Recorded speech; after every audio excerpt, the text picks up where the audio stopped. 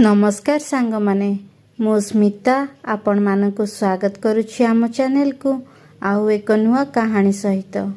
कहानीटी हेउछि पर स्त्री पई स्त्री निज स्त्री को धोखा देली एवं परे पश्चाताप करुअछि।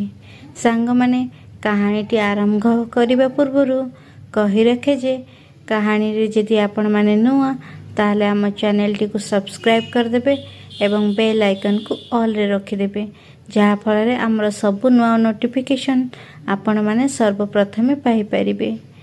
कहानीटी को शेष जाए शुणिबे एवं कहानी शेष रे निज मतामत कमेंट बॉक्स रे देबको जमार मध्य भूलिबे नाही। तो सांग माने आउ विलंब न करी चलंतु आरंभ करिबा आजिर एही कहानीटी। कहानीटी आरंभ हुए कोरापुट जिल्लार एक आदिवासी अध्युषित अंचलरू।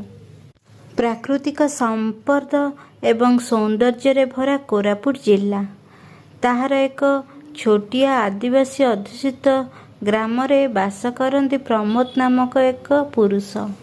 प्रमोदर परिवार कहिले तार स्त्री तार दी झियो एवं गोटिए पुओ। वर्तमान पाई तो ता परिवार एतिकी, किंतु प्रकृत पक्षे ता परिवार कहिले तार दुई सान भाई दुई सान भौणी बापा माँ आदि समस्ते। किंतु प्रमोदर क्रियाकलाप एवं बेरोजगारी पण जोगु निज परिवारर समस्ते ताठारु दूरेई जाइथांती एवं ताकू केवल निज स्त्री सह एका छाड़ी दियंती अन्यत्र रहिबा पाही। स्त्री अबा जीव कुआड़े स्वामी को छाड़ी। तेणुकरी प्रमोद वर्तमान निज स्त्री तीन छुआंक सह कोरापुटर एक छोटिया ग्राम रे रहुअछि। तार प्रथम संतानटी हेउछि पुत्र एवं तार दुई झियो तार पुओ ठारु सान। से किंतु तार झियो मानकु पुओ ठारु अधिक स्नेह करे। लोके विश्वास करती जे बापा माँ प्रथम संतान को सबुठारु अधिक स्नेह आदर करती, किंतु प्रकृत पक्षे प्रमोद निजर पुत्र एवं प्रथम संतान को एते स्नेह आदर करू न थांती जेतिकी निजर दुई झियो को करुथांती। प्रमोद विवाह पूर्वर सुराटरे कार्य करुथाए, किंतु विवाह सरिबा परे एक छोट व्यवसाय आरंभ करिबा पई कोरापुट जिल्ला को जाए। सेठारे निज स्त्रीर किछि सुना बंधा रखी किछि पैसा आनी पूरा परिवार व्यवसाय आरंभ करती। किंतु प्रमोदर गुण जोगु व्यवसाय रे लाभ कौन हब अधिक नष्टि हुए। से व्यवसाय करिबा पई बापा माँ को छाड़ी देई दिन बेले चली जाए ताश खेल रे एवं मद्यपान रे। तार मन व्यवसाय रे न थाए। एमिति करी बहुत नष्टि हेबारु बंधा रखिथिबा स्त्रीर सुना मध्य से मुकुलाई पारे नाही। तेणु करी प्रत्येक दिन घरे झगड़ा झाटी पाटितुंड एवं अशांति लगी रहे। प्रमोद क्रूर एवं हिंस्र प्रकृतिर होइथिबारु बापा माँ को माड़ मारिबाकु मध्य पछाए नाही। छोट भाई भौणी को डराई करी रखी थाए एवं निजर प्रभुत्व जाहिर करिबा पई से समस्त को दबाई देबाकु चेष्टा करे। किंतु बापा माँ एथिरे राजी हुअंती नाही, कारण सी तो यही गोटे संतान को जन्म देई नाहंती ना, तांकर आउ चारोटी संतान मध्य अछंती। तेणुकरी झगड़ा झाटी समय रे बापा माँ आउ अन्य चारि संतान को नहीं निज गाँ को फेरी जाती, जेउटा कि तांकर प्रकृत गाँ एवं किछिटा सामान सह प्रमोद को छाड़ी जाती कोरापुटर सही अंचल रे। सेतिक बेले प्रमोदर स्त्री गर्भवती थाए एवं प्रसव पाई निज बापा घर को चली जाई थाए, कारण कोरापुट अंचल रे प्रसवर सुविधा एते न थाए। तेणुकरी निज ससुर घरे स्त्री को छाड़ी देई आसी थाए। एतिक मध्यरे घरे प्रबल झगड़ा झाटी एवं अशांति जोगु तार दुई भाई दुई भौणी बापा माँ समस्ते निज गाँ को फेरी जाइथांती। प्रमोद मध्य एणे मद्यपान एवं खेल रे मस्त थाए। व्यवसाय बंद कर सारी थाए एवं सकाळु उठिले किछिटा खाई देई चली जाए खेल एवं मद्यपान पाई।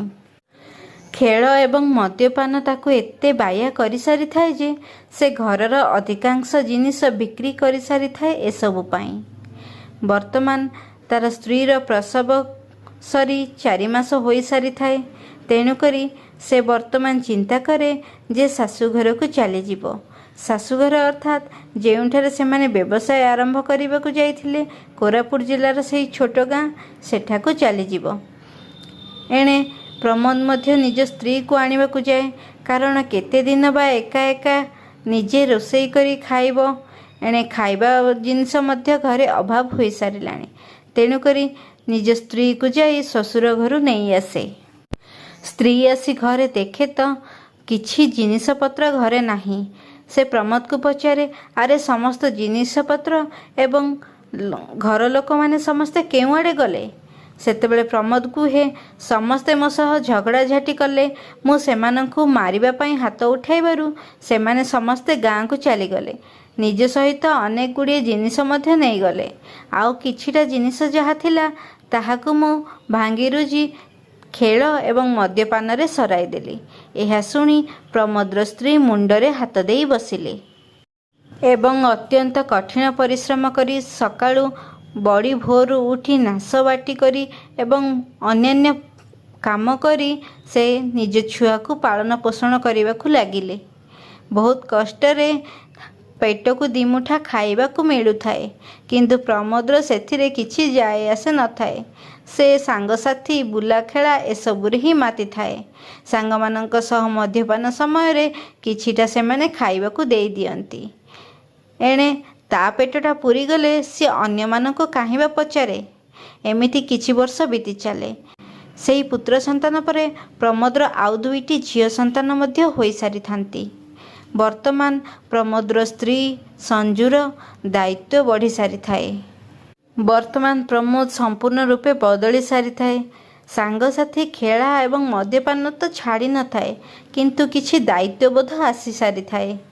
ସେ ମଧ୍ୟ ବର୍ତ୍ତମାନ ସ୍ତ୍ରୀ ସହ କାନ୍ଧ ମିଳାଇ କଠିନ ପରିଶ୍ରମ କରି ବ୍ୟବସାୟ କରେ ଏବଂ କିଛିଟା ପଇସା ରୋଜଗାର ମଧ୍ୟ କରେ। ବର୍ତ୍ତମାନ ତାର ପଇସା ବି ବହୁତ ହୋଇସାରିଲାଣି। ତେଣୁକରି ମନରେ ଭାରି ଗର୍ବ ଥାଏ ଯେ ତାର ଭାଇ ବାପା ମା ଛାଡ଼ିକରି ଚାଲିଗଲେ ମଧ୍ୟ ସେ କିଛି ଏମିତି ପଇସା ରୋଜଗାର କରି ରଖିଛି ଯାହା ସେ ଫିଙ୍ଗିଦେଲେ ଲୋକମାନେ ତାର ପାଦ ଚାଟିବାକୁ ଦୌଡ଼ି ଆସିବେ ବୋଲି। ଏମିତି କିଛି ବର୍ଷ ବିତି ଚାଲେ। ସେମାନଙ୍କ ବିବାହକୁ ପାଖାପାଖି 15 ବର୍ଷ ହୋଇସାରିଥାଏ। ବର୍ତ୍ତମାନ ସେମାନେ ଚିନ୍ତା କଲେ ଯେ ଏହି ଗାଁରୁ ଟିକେ ଦୂରକୁ ଯେଉଁଠାରେ କିଛି ଭଲ ସୁବିଧା ଅଛି ସେଠାରେ ଏକ ଘର କରି ସେଠାରେ ନୂତନ ବ୍ୟବସାୟ ଆରମ୍ଭ କରିବେ। କାରଣ ବର୍ତ୍ତମାନ ସେମାନେ ଯେଉଁଠାରେ ଥାଆନ୍ତି ସେଠାରେ କୌଣସି ପ୍ରକାର ମଧ୍ୟ ସୁବିଧା ନଥାଏ। ନା ପାଠପଢ଼ା, ନା ବ୍ୟାଙ୍କ, ନା ଅନ୍ୟ କୌଣସି ସୁବିଧା ଥାଏ। ତେଣୁକରି ଯେହେତୁ 3ଟା ଛୁଆ ବାହାରିଲେଣି ପାଠ ପଢ଼ିବା ପାଇଁ, ତେଣୁକରି ସେମାନଙ୍କର ଶିକ୍ଷା ପାଇଁ କିଛି ସୁବିଧା ନହେଲେ ସେମାନେ କରିବେ ବା କ'ଣ? ଏହା ଚିନ୍ତା କରି ସଞ୍ଚିତ ଯେତିକି ଅର୍ଥ ଥିଲା ସେଥିରେ ତାଠାରୁ ଆଉ ଟିକେ ବଡ଼ ଗ୍ରାମରେ ସେମାନେ ଗୋଟିଏ ଘର ତିଆରି କରିବାକୁ ଲାଗିଲେ। ଘର ତିଆରି କରିବା ସମୟରେ ପ୍ରମୋଦ ଦିନସାରା ଯାଏ ଘର କାମ ଚାଲିଥିବା ଜାଗାକୁ ତଦାରଖ ପାଇଁ। କାରଣ ଯେହେତୁ ମୂଲିଆ ମିସ୍ତ୍ରୀ ଲାଗିଥାନ୍ତି ତ ଘର କାମ ନ ଦେଖିଲେ ତାର ତଦାରଖ ଠିକ୍ ହେବ ନାହିଁ ଏବଂ ସେମାନେ ମଧ୍ୟ କାର୍ଯ୍ୟରେ ଠକିବାକୁ ଲାଗିବେ। ତେଣୁକରି ପ୍ରମୋଦ ସକାଳୁ ଉଠି ଛୁଆମାନଙ୍କର କିଛିଟା କାମ ସାରିଦେଇ ଚାଲିଯାଏ ଘର ତିଆରି ହୋଇଥିବା ସ୍ଥାନକୁ ଏବଂ ତାର ସ୍ତ୍ରୀ ଦିନସାରା ଦୋକାନରେ ବ୍ୟବସାୟ କରେ। ଛୁଆମାନଙ୍କୁ ଆଖପାଖ ପଡ଼ୋଶୀ ଘରମାନଙ୍କରେ ଛାଡ଼ି ଦେଇଥାଏ ଖେଳାବୁଲା କରିବା ପାଇଁ। କାରଣ ପାଠପଢ଼ାର ତ ସୁବିଧା ସେଠାରେ କିଛି ନାହିଁ। ଦିନସାରା ଛୁଆମାନେ ଘରେ କ'ଣ ବା କରିବେ? ପାଖ ପଡ଼ୋଶୀଙ୍କ ଛୁଆମାନଙ୍କ ସହ ଖେଳାବୁଲା କରନ୍ତି। ବର୍ତ୍ତମାନ ଘର ତିଆରି ଆରାମସେ ସରିସାରିଥାଏ। ଘର 2 ବର୍ଷ ଲାଗେ ତିଆରି ହେବା ପାଇଁ। ଏତିକ ମଧ୍ୟରେ ତାର ସାନ ଝିଅ ସ୍କୁଲ ଯିବାକୁ ଲାଗିଥାଏ। ତେଣୁକରି 3 ଛୁଆ ଏବଂ ପ୍ରମୋଦ ତା ସ୍ତ୍ରୀ ସେଇ ନୂଆ ସହର ପାଖ ଗାଁକୁ ଚାଲି ଆସିଥାନ୍ତି। ସେଠାରେ ସେମାନେ ଏକ ଛୋଟ ଦୋକାନ କରି ବ୍ୟବସାୟ ଆରମ୍ଭ କରନ୍ତି। ପ୍ରମୋଦର ସ୍ତ୍ରୀ ସେହି ପୂର୍ବ ଗାଁ ଛାଡ଼ିବା ସମୟରେ ଗାଁ ଲୋକ ସମସ୍ତେ ତାକୁ ଧରି ବହୁତ କାନ୍ଦନ୍ତି। କାରଣ ପ୍ରମୋଦର ସ୍ତ୍ରୀ ଗାଁ ଲୋକଙ୍କୁ ବହୁତ ସାହାଯ୍ୟ କରିଛି, ତାଙ୍କ ସୁଖ ଦୁଃଖରେ ଠିଆ ହୋଇଛି। ସେହି ସମୟରେ ଖାଇବାକୁ ଭଲ ନ ମିଳୁଥିବା ସମୟରେ ସେ ଲୋକଙ୍କ ପାଟିରେ ଏବଂ ପେଟରେ ଦାନା ମଧ୍ୟ ଯୋଗାଇ ଦେଇଛି। ଗାଁର ପ୍ରତ୍ୟେକ ସୁବିଧା ଅସୁବିଧା ଛୋଟ ଛୋଟ କାର୍ଯ୍ୟରେ ସେ ସାମିଲ ହୋଇଛି।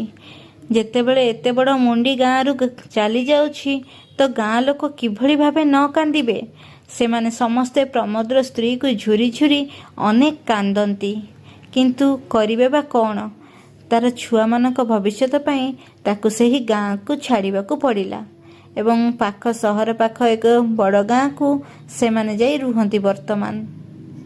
ସେହି ଗ୍ରାମରେ ମଧ୍ୟ ପ୍ରମୋଦର ସ୍ତ୍ରୀ ଏବଂ ପ୍ରମୋଦ ଦୁହେଁ କଠିନ ପରିଶ୍ରମ କରନ୍ତି ବ୍ୟବସାୟକୁ ଭଲ ସ୍ଥିତିକୁ ଆଣିବା ପାଇଁ ଏବଂ ସେମାନଙ୍କ ପରିଶ୍ରମର ଫଳ ମଧ୍ୟ ମିଳେ ସେମାନଙ୍କୁ।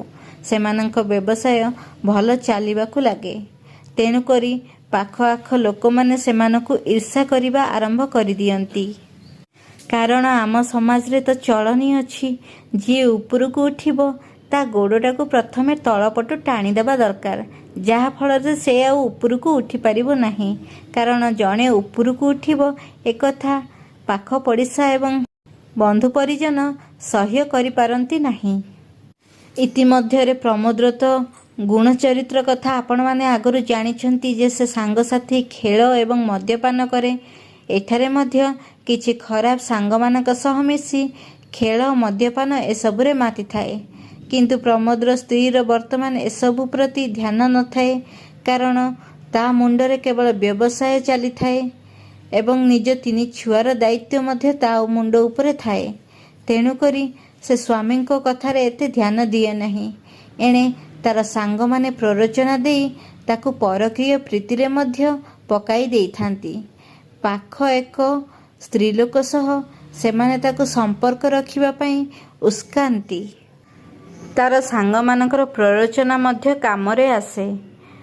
ସେହି ସ୍ତ୍ରୀଲୋକ ସହ ପ୍ରମୋଦ ଖରାପ ସମ୍ପର୍କ ରଖିବାକୁ ଲାଗେ।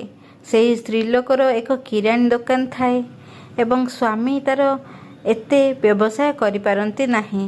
ତେଣୁକରି ସ୍ତ୍ରୀର ସମସ୍ତ କଥା ଜାଣି ସୁଦ୍ଧା ସେ ପରପୁରୁଷ ସହ ତାକୁ ଶୋଇବାକୁ ବାଧ୍ୟ କରନ୍ତି କିଛିଟା ଟଙ୍କା ପାଇଁ। ଏଣେ ପ୍ରମୋଦ ଟଙ୍କା ମଧ୍ୟ ସେହି ସ୍ତ୍ରୀ ଲୋକକୁ ଯୋଗାଇ ଦିଏ।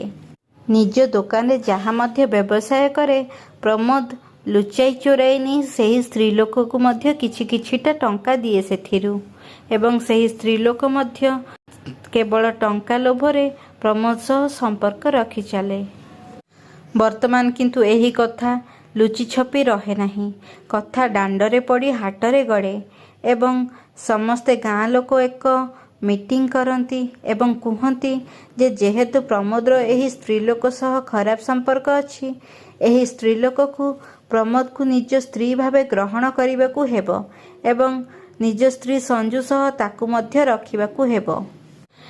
ଏହିସବୁ ପଛରେ ଗାଁର କିଛି ପୁରୁଷଙ୍କର ଏବଂ ସେହି ସ୍ତ୍ରୀଲୋକର ଷଡ଼ଯନ୍ତ୍ର ଥାଏ। କାରଣ ସେମାନେ ପ୍ରମୋଦର ଟଙ୍କାକୁ ହାତେଇବାକୁ ଚାହାନ୍ତି। କିନ୍ତୁ ପ୍ରମୋଦର ସ୍ତ୍ରୀ ସଞ୍ଜୁ ଭାରି ଚାଲାକ ଥାଏ। ପ୍ରମୋଦର ଏକ ସମ୍ପର୍କୀୟ ସଞ୍ଜୁକୁ ଉସ୍କାନ୍ତି ଯେ ଯେତେବେଳେ ତତେ ମିଟିଂରେ ପଚରାଯିବ ଯେ ଏହି ସ୍ତ୍ରୀଲୋକ ସହ ତୋ ସ୍ୱାମୀଙ୍କର ଖରାପ ସମ୍ପର୍କ ଅଛି କି, ତୁ ସେଠାରେ ହଁ ଭରିଦେବୁ ଏବଂ ତାକୁ ନିଜ ସଉତୁଣୀ ଭାବେ ନିଜ ଘରେ ରଖିବା ପାଇଁ ରାଜି ହୋଇଯିବୁ। ଯାହାଫଳରେ ତୁ ତୋର ବ୍ୟବସାୟରେ ବ୍ୟସ୍ତ ରହିଲେ ମଧ୍ୟ ତୋ ଛୁଆମାନଙ୍କର ତୋ ଘର ସବୁ ଏସବୁର ଦାୟିତ୍ୱ ସେହି ସ୍ତ୍ରୀଲୋକ ତୁଲାଇ ନେବ ଏବଂ ତୁମେ 2 ଭଉଣୀ ହୋଇ ଆରାମସେ ଗୋଟିଏ ଘରେ ରହିବ। ତୁ ଯେହେତୁ ବଡ଼ ସ୍ତ୍ରୀ ବା ପ୍ରଥମ ସ୍ତ୍ରୀ, ତୁ ତାହା ଉପରେ ହୁକୁମ ଜାହିର କରିପାରିବୁ ଏବଂ ତାକୁ ଆଦେଶ ଦେଇପାରିବୁ। କିନ୍ତୁ ପ୍ରମୋଦର ସ୍ତ୍ରୀ ଭାରି ଚାଲାକ ଥାଏ। ସେ ଜାଣିସାରିଥାଏ ଏମାନେ ସବୁ ତାକୁ ଫସାଇବାକୁ ଚେଷ୍ଟା କରୁଛନ୍ତି। ତେଣୁକରି ସଭାରେ ଯେତେବେଳେ ପଚରାଯାଏ ପ୍ରମୋଦର ସ୍ତ୍ରୀକୁ ଯେ ତୁ ୟାକୁ ନିଜ ଭଉଣୀ ଏବଂ ନିଜ ସଉତୁଣୀ ଭାବେ ଗ୍ରହଣ କରିବାକୁ ଚାହୁଁଛୁ କି, ସେ ସେଠି ସଫା ମନା କରିଦିଏ ଏବଂ କୁହେ ମୋ ସ୍ୱାମୀଙ୍କର ତା ସହ କିଛି ମଧ୍ୟ ସମ୍ପର୍କ ନାହିଁ। ମୁଁ ତାକୁ କେଉଁଭଳି ଭାବେ ନିଜ ସଉତୁଣୀ ଭାବେ ଗ୍ରହଣ କରିନେବି? आम स्वामी स्त्री संपर्क भारी भल। से मते बहुत भल पाती, मो छड़ा आउ काहाकू मध्य अनांती नाही। तेणुकरी एही स्त्री लोक को आम दुहींक मध्यरु हटेइबाकू ही पड़िबो। एठी तार कौनसी जागा ही नाही।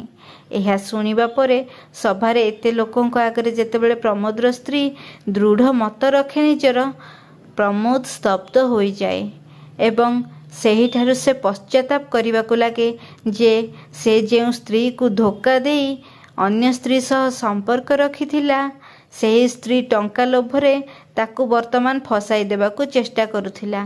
निज दायित्व और बोझ प्रमोद उपरे लदी देबा पई चेष्टा करुथिला केवल तार टंका पाई। किंतु तार स्त्रीर सहनशीलता, धैर्य एवं चतुरता जोगु से वर्तमान वर्ती जाइछि। दुईटा स्त्रीर बोझ मुंड उपरु ओली जाइछि।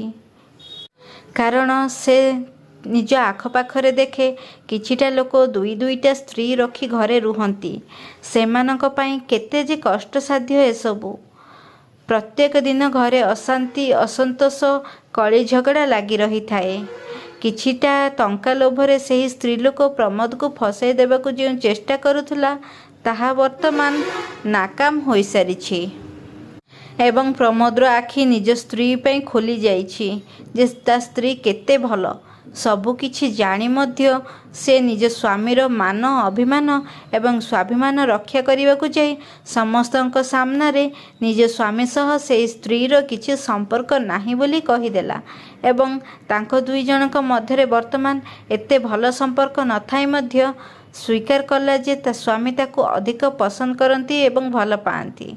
तेणुकरी तांको दुहींक मध्यरे एही तृतीय स्त्रीर कौनसी मध्य जागा नाही बोली से केते चेष्टा कले मध्य तार ऋण केबे मध्य सुझी पारिबो नाही।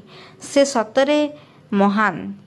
प्रमोदर स्त्री संजू तार पाद धुआ पानी पीले मध्य प्रमोद ता सरी होई पारिबो नाही, एहा से चिंता करे एवं सेही दिन थारु पश्चाताप करबाक लागे एवं पर स्त्री परकीय प्रीति छाड़ी दिए।